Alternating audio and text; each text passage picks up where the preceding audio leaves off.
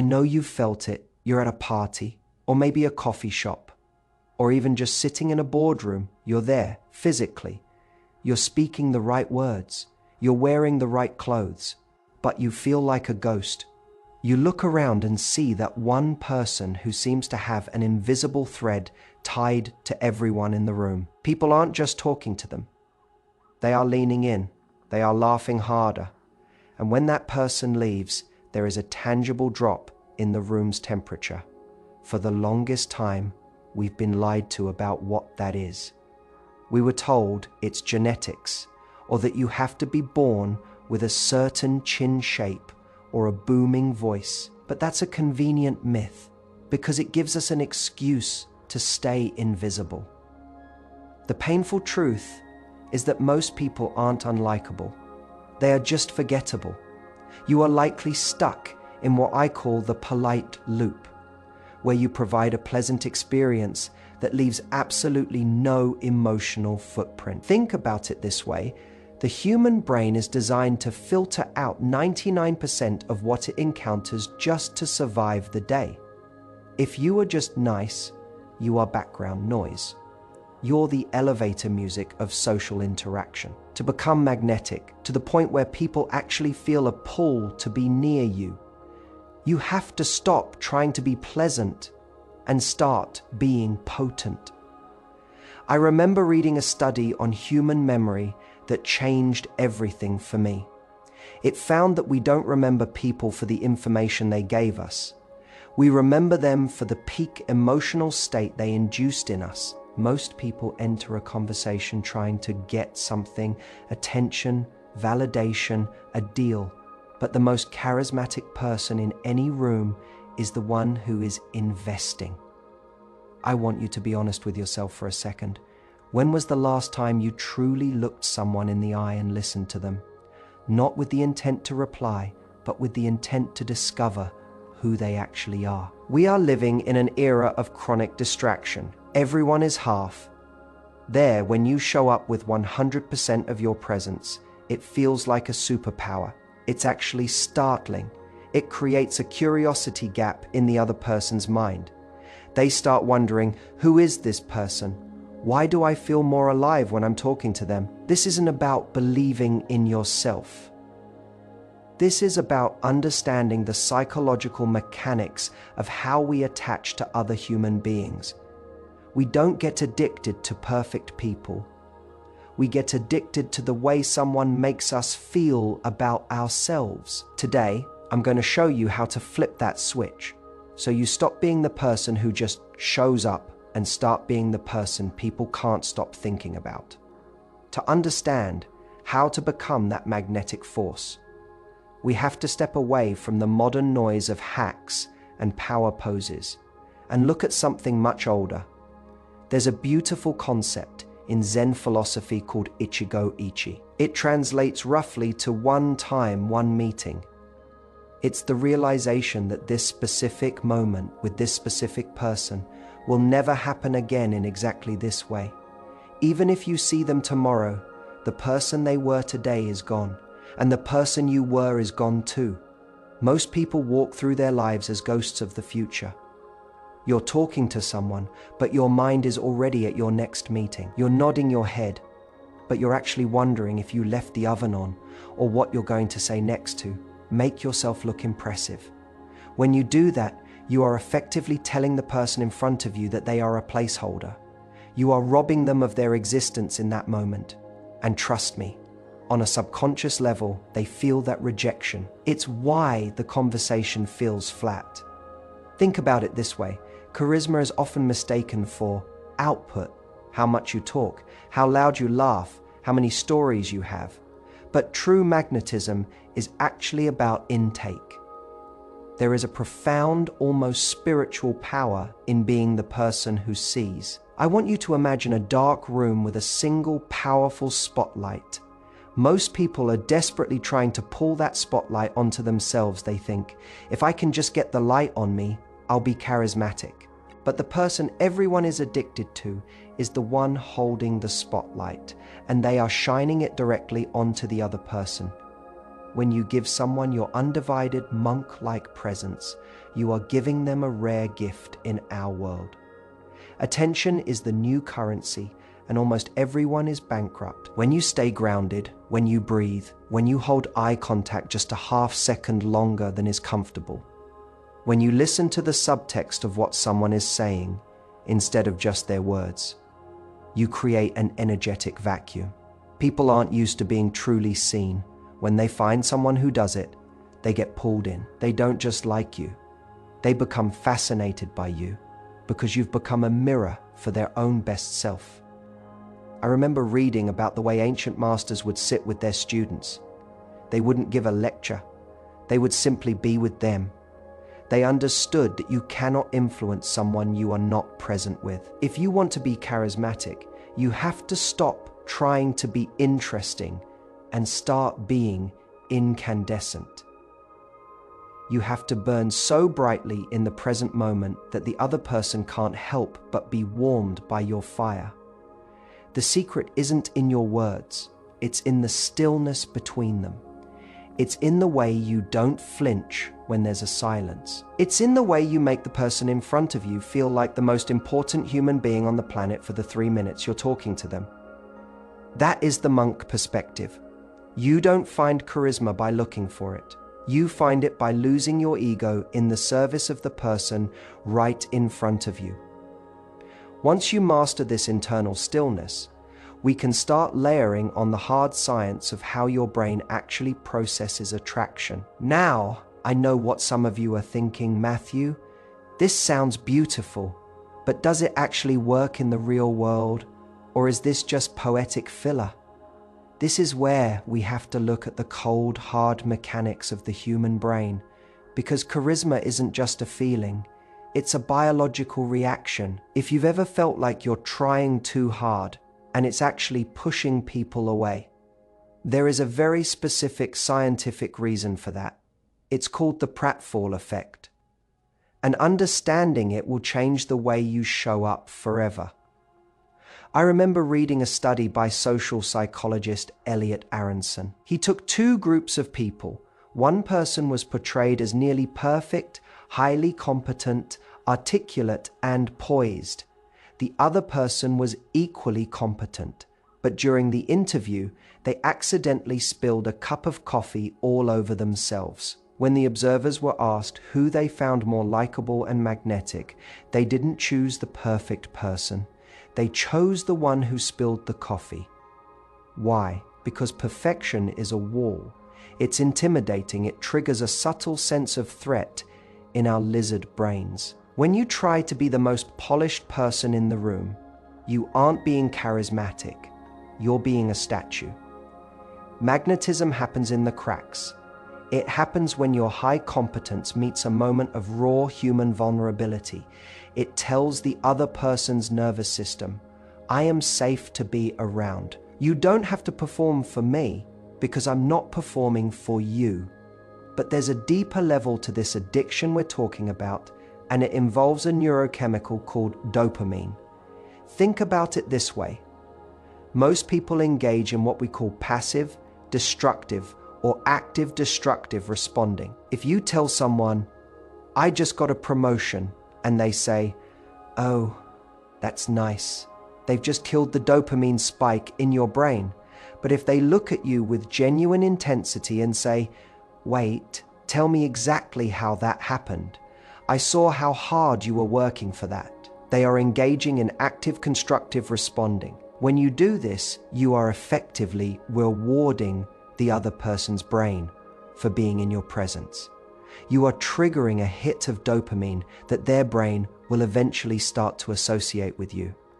This is the scientist's secret to being addicted to a person. We don't crave the person who talks about themselves. We crave the person who acts as a high-definition amplifier for our own existence.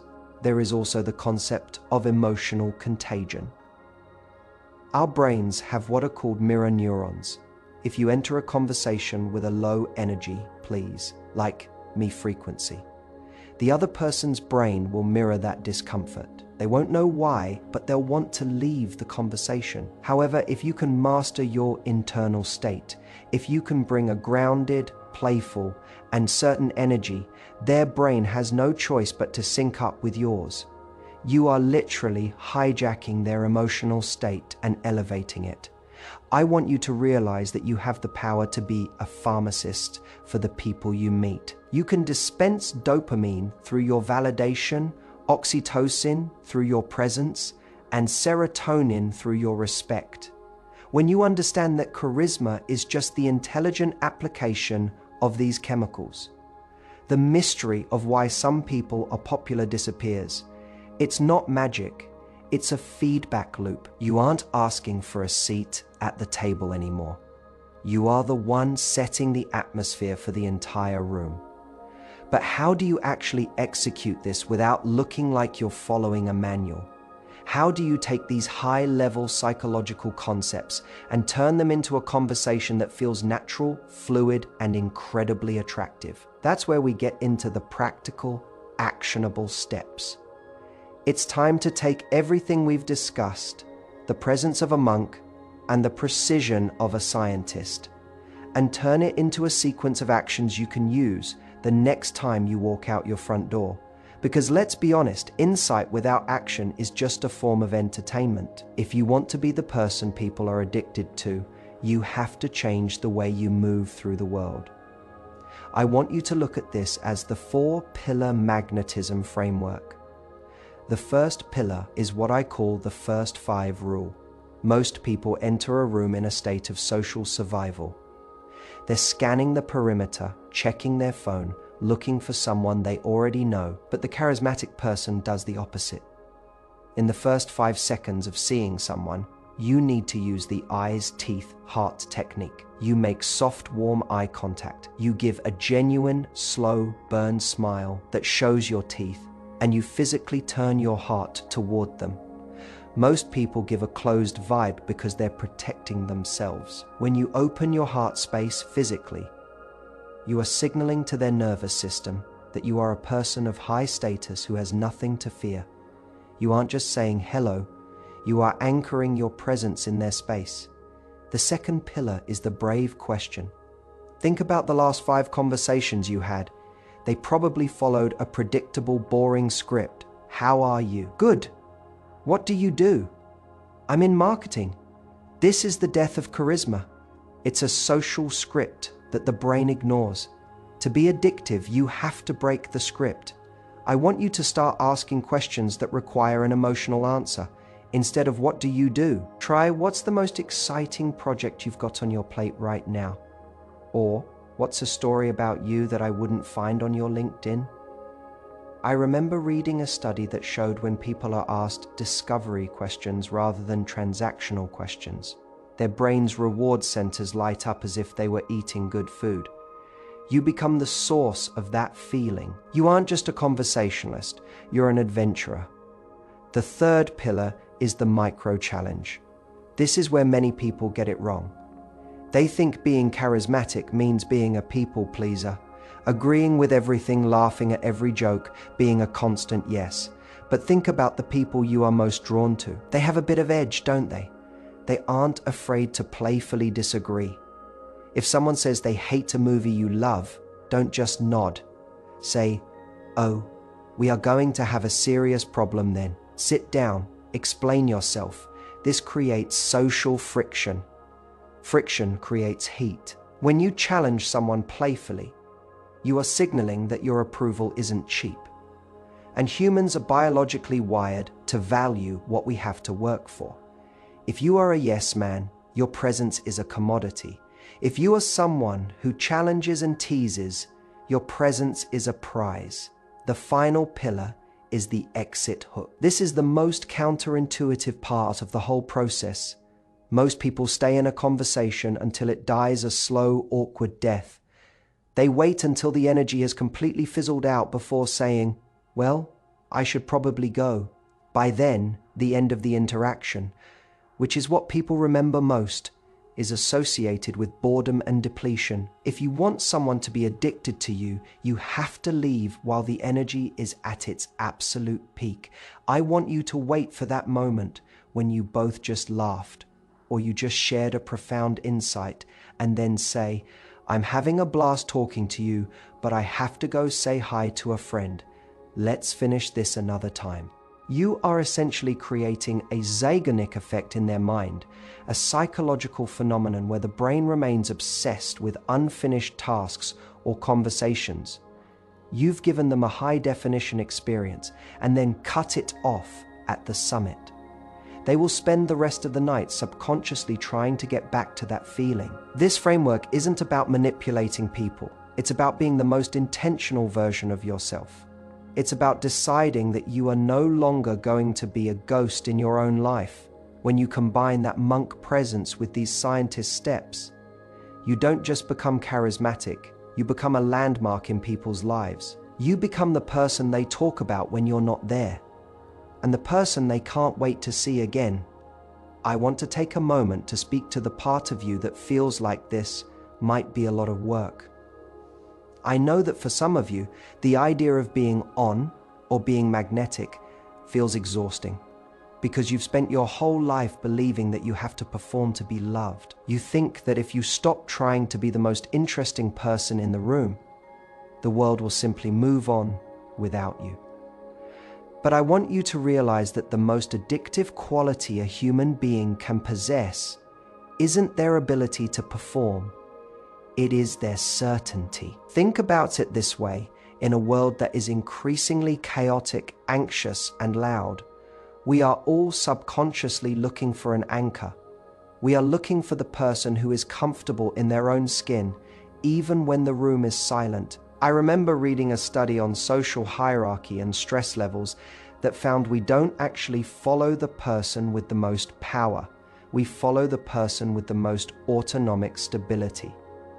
That's a fancy way of saying we are drawn to the person whose nervous system is the most regulated. When you are grounded, when you aren't rushing your words, when you aren't constantly checking for a yes in the other person's eyes, you become that anchor.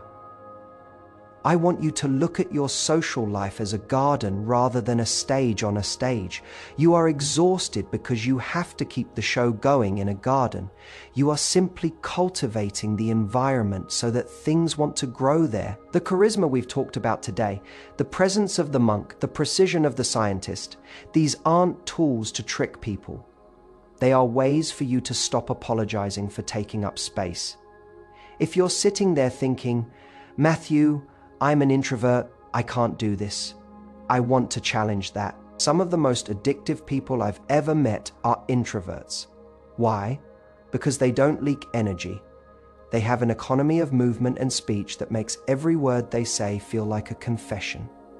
They use their brave questions sparingly, and when they do, it feels like they're looking right into your soul. You don't need to be loud to be magnetic. You just need to be solid. I remember talking to a friend who struggled with extreme social anxiety. He told me he felt like he was always behind in conversations, trying to catch up. I told him what I'm telling you now. Stop trying to catch up. Lead the pace. If the room is moving at 100 miles per hour, move at 50. Speak a little slower. Allow for the pregnant pause. When you slow down the tempo of an interaction, you are non-verbally communicating that you are the one in control of your own experience. It is incredibly attractive because it is so rare. I want to leave you with one final thought: the addiction loop we've built today. The first 5, the brave question, the micro challenge, and the exit hook. It only works if you actually care about the human being on the other side of the conversation. If you use these as tactics, people will eventually smell the insincerity. But if you use them as a bridge to actually reach someone, to actually pull them out of their own loneliness and into a moment of genuine connection, you will become a legend in their life. You have to decide today that you are done with being fine. You are done with being the person who was also there. I know it's scary to step out of the shadows. I know it's safer to be invisible because if you're invisible, you can't be rejected. But you also can't be loved you can't be seen, and you can't make the impact that I know you're capable of making. Think about the next person you're going to talk to. Maybe it's a barista. Maybe it's your partner. Maybe it's a stranger in an elevator. Don't just give them a polite interaction. Give them a peak interaction. Ask that brave question. Hold that eye contact. Leave them a little better than you found them when you start living this way. You'll find that you don't have to chase people anymore. They will find their way to you. And once they're there, they won't want to leave. You aren't just becoming charismatic. You are becoming the version of yourself that you've been hiding for far too long. The world is waiting for that person to show up.